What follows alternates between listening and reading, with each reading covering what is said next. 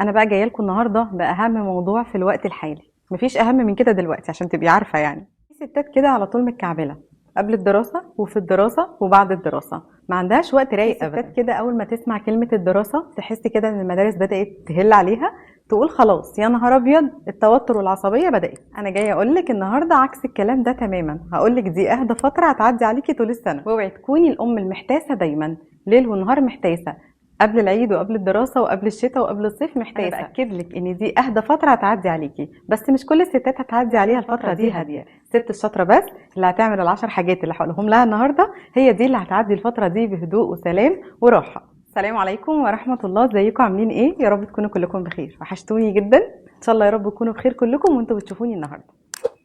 صباح الورد، اخباركم ايه؟ يا رب تكونوا بخير. وحشتوني والله جدا من الفيديو اللي فات، وشكرا جدا على كل التعليقات الحلوه. بجد يعني بحبكم قوي بجد. كل التعليقات يعني بنسبة 100% تعليقات كلها جميلة، وكلها تعليقات إيجابية ومشجعة بصراحة، فشكرا جدا ليكم. شكرا لكل حد عمل لايك وكتب كومنت حلو. أنا بقى جاية لكم النهاردة بأهم موضوع في الوقت الحالي. مفيش أهم من كده دلوقتي عشان تبقي عارفة. يعني استقبال الدراسة.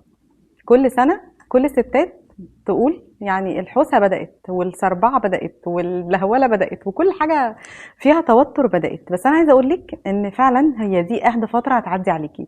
صدقيني أيام الدراسة هي أجمل فترة، أيام الشتاء هي أجمل من الصيف بكتير قوي، فيها هدوء وسكينة وراحة ومواعيد مظبوطة. والكعبلة اللي احنا عايشين فيها دلوقتي دي لخبطة وكعبلة على ستات كتير. بس أنا هقولك النهاردة على 10 حاجات لو عملتيهم الفترة دي هتعدي عليكي كده أحلى فترة في السنة كلها.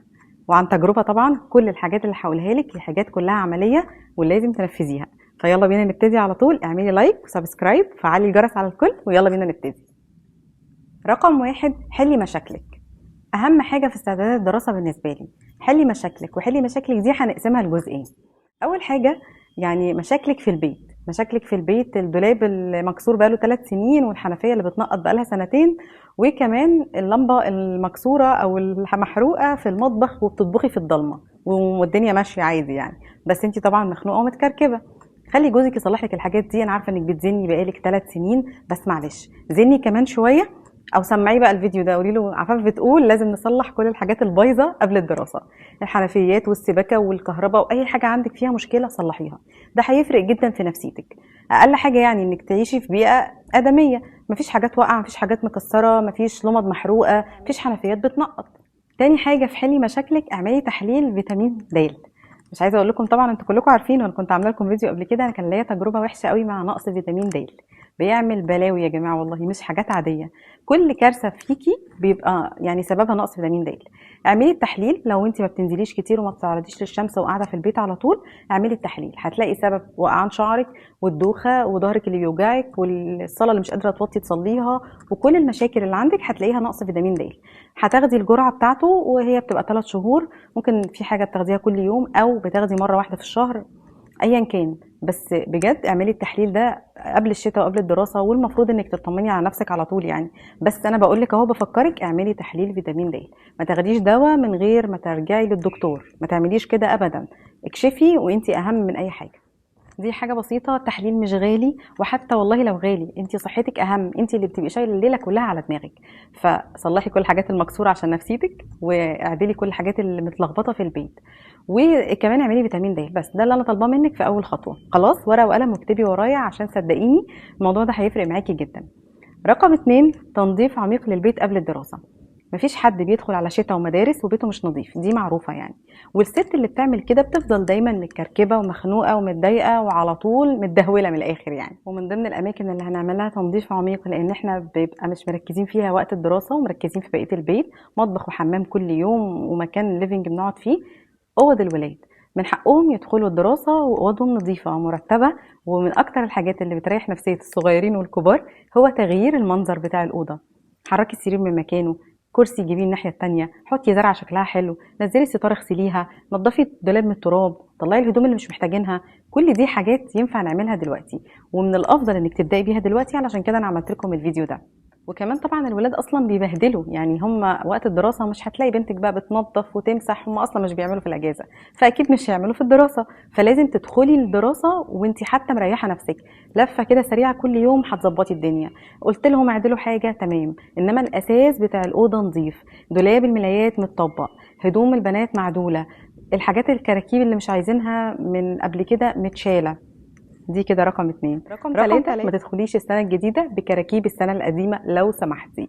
لو سمحتي ومن فضلك طلعي الكراكيب والحاجات اللي انت مش محتاجاها، هو ده الوقت المناسب والله. رقم 4، اعملي قائمة للمشتريات.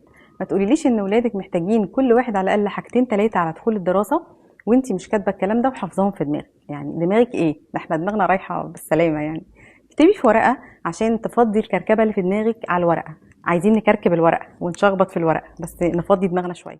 فخلي بالك، اكتبي الحاجات اللي في دماغك اللي انت عايزه تعمليها، رايحه للدكتور ورايحه لماما ورايحه تعملي اسنانك عند الدكتور وعايزه تجيبي لتوتي مش عارف كراسات ايه والبودي مش عارف شنطه ايه. اكتبي كل الحاجات دي في ورقه. يا ستي هاتي كراسه، مش هقولك هاتي نوت بقى بوك وبتاع بقى واشتري حاجات غاليه، هاتي كراسه من بتاعه ولادك اللي كانوا بيذاكروا فيها، او كراسه فاضيه من قبل كده. اكتبي فيها الحاجات اللي انت المفروض تعمليها، حتى في تجهيزات البيت، حتى في شراء الطلبات، حتى في مشتريات الدراسه. والله ده هيريحك كتير. هتبصي في الورقه تعرفي الموضوع ايه. حاولي على قد ما تقدري انك تسجلي كل حاجه في دماغك تنزليها في الورقه. ده صدقيني هيفرق جدا جدا معاكي. كل شويه بقول لك انه هيفرق معاكي لانه فعلا فارق معايا، وانا بديكي نصيحه من اخت لاختها. حتى كمان عفاف لما بتقول يعني نعمل روتين يومي، روتين شهري، روتين اسبوعي، اكتبي الحاجات اللي المفروض تتعمل. انا قلت هننضف الشفاط وهنلمع الحمام ونغسل الارضيات ونلمع الخشب، ايا كان الحاجات اللي انت هتنفذيها ورايا او معايا اكتبيها. مش هتخسري حاجه، ده انت لما تعملي علامه صح على الحاجه اللي خلصتيها ده هيفرق معاكي جدا وهيحسسك ان انت بتعملي حاجه. اعملي قائمه للمشتريات اللي انت هتحتاجيها في الايام اللي جايه، وكمان كل الحاجات اللي انت عايزه تصلحيها في البيت كمان اكتبيها.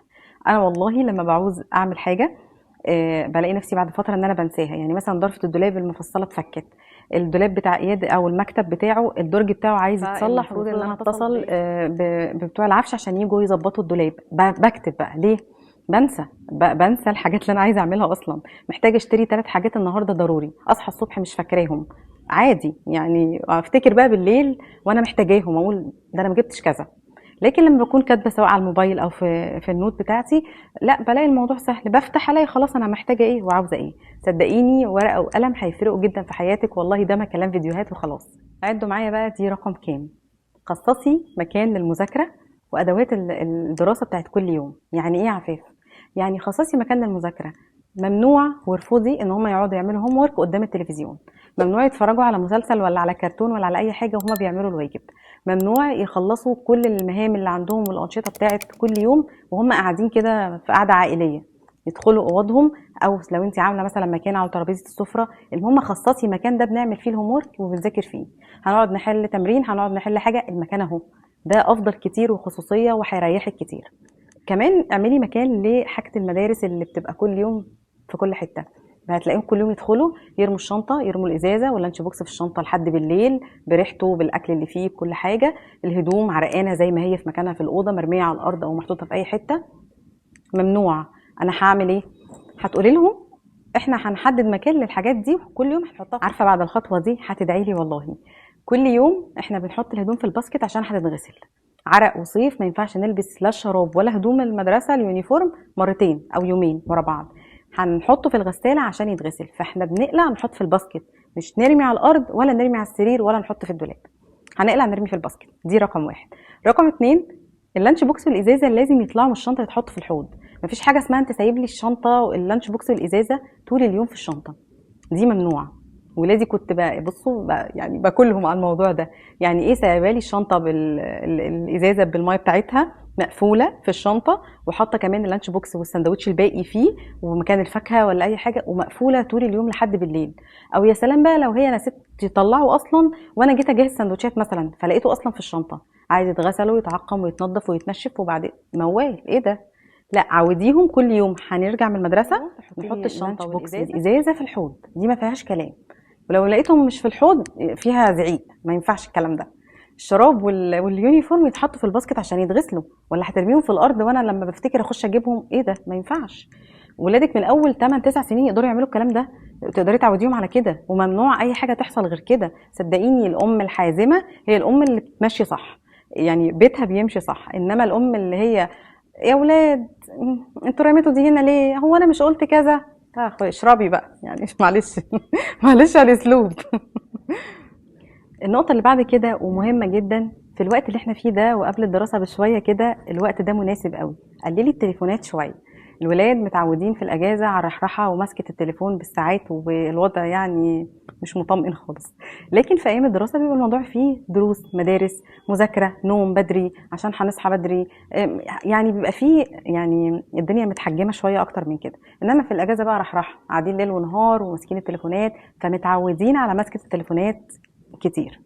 فخليني اقول لك قللي شويه وقت التليفون، خدي منهم بقى بدري شويه، حاولي ان انت بالنهار كده تظبطي الدنيا، والدروس دلوقتي بدات، فاستغلي الفرصه دي وحاولي تقنني موضوع التليفون شويه. طيب يا عفاف الكلام ده لو صغيرين وبياخدوا التليفونات يلعبوا بيها شويه فبيلعبوا ياما، طب لو كبار شويه 13 14 15، لا هتسهري على التليفون هاخده اشيله جنبي لحد الصبح. مش هتذاكري وتعملي اللي وراكي وتخلصي وتفضلي قاعده على التليفون، هشيله هقفل. مش هتلتزمي لو عندك 15 16 17 18 20، مش هتلتزمي بالوضع، خلاص يبقى هاخد التليفون منك. دي ما فيهاش كلام يعني يا جماعه. يعني بصوا العيال بيجوا وقت عليهم كده بيتمردوا، يعني يحسوا ان انت اللي هو اللي عندكم اعملوه. في وقت بيجي كده عليهم خصوصا لما يعدوا 12 13 15 في السن ده، تلاقيهم كده ايه متمردين على الوضع، اللي هو ما تحكموش عليا انا كبرت انا، لا ما فيش الكلام ده، ممنوع. ممنوع كبيره 15 16 تاخدي منها التليفون لو مش هتسمع الكلام وتعمل اللي المفروض تعمله، تذاكر وتخلص اللي وراها، ومش طول النهار قاعده وطول الليل قاعده. اتفضلي ماشي ما تقفيش تسمعيني، يلا اتفضلي. واقفه مركزه في الكلام اللي انا بقوله، اتفضلي. ايه اتكلم على ايه؟ لا ما انا بتكلم عليكم انتوا الاثنين. لو سهرانه على التليفون هاخده منك انا زي ما هي واقفه ورا الكاميرا اهي عماله تقول لي بتتكلمي بصيغه المؤنث ليه؟ ما تقولي علينا احنا الاثنين، والله انا عليكم انتوا الاثنين وانتوا العشره وكلكم كل العيال. اه والله ربنا يهديكم. ماشي. فقللي موضوع التليفون شويه. النقطة اللي بعد كده، انت كمان لو عايزة يومك يمشي سلس ومنجز في الايام الدراسة والوقت ما يروحش منك وولادك يرجعوا يلاقوكي عاملة الاكل وجوزك يرجع يلاقي يلاقي الدنيا نظيفة وانت تمام ومظبطة حالك، يبقى لازم تسيبي التليفون شوية من ايديكي. صدقيني اليوم بيفر كده في ايام الدراسة، مش ممكن. يعني لو تفتكري معايا كده، افتكري معايا، بتصحي من النوم تلاقيهم قربوا يجوا من المدرسة، فاللي هو تحسي ان اليوم اصلا انتهى. فلازم تاخدي بالك، هتنامي تاني بعد ما يروحوا المدرسه يبقى تعملي حسابك هتصحي امتى، هتنامي امتى، هتخلصي امتى اللي وراكي، الاكل جاهز ولا لا. كل الحاجات دي لازم تعملي لها تنظيم من قبلها بيوم. وكمان نفس تنظيم اليوم من الحاجات المهمه، انا جاي لي مدرسين، انا نازله، انا طالعه، انا جوزي جاي بدري النهارده، ولادي هيرجعوا النهارده من المدرسه الساعه كام، عندهم دروس ولا لا، انا دايره اليوم، عارفه ادير اليوم. فده من الحاجات المهمه جدا اللي لازم تاخدي بالك منها، ازاي تديري اليوم. النقطة اللي بعد كده ودي مهمة جدا، بما اننا داخلين على دراسة بقى ومدارس ودروس بدأت وولاد بيتعاملوا مع بعض كتير دلوقتي، علمي ولادك ما يتنمروش على حد، قولي لهم ما تتريقوش وما تعيبوش على حد.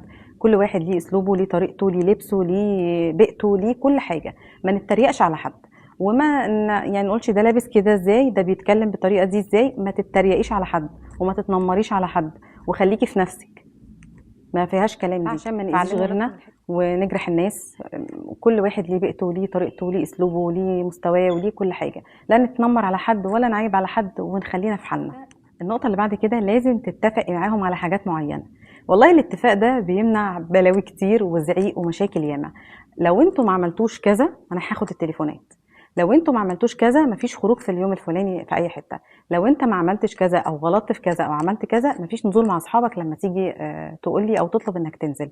الاتفاقات حلوه، لان هو لما يجي يخلف معاكي الكلام تقولي له هو احنا اتفقنا على ايه، يقول لك احنا اتفقنا على كذا، وخليه يردد الكلام وراكي حتى لو كبير، والله 13 15 كبير، قولي له احنا اتفقنا على ايه، مش انت لما تغلط او تشتم اختك او تعمل كذا هنعمل كذا، خلاص هيقول لك اه ونفذيه. قولي له خلاص، اوعي ترجعي في كلامك، اوعي تقولي على عقاب وترجعي فيه، او تقولي على حاجه وترجعي في كلامك، تقولي على عقاب او على اي حاجه هتنفذيها وترجعي فيها في كلامك، او تطنشي او ما تنفذيش الكلام، ما هيصدقوا ومش هيسيبوكي في حالك. فخلي بالك، الكلمه اللي تقوليها تنفذيها، والعقاب اللي تقوليه تنفذيه.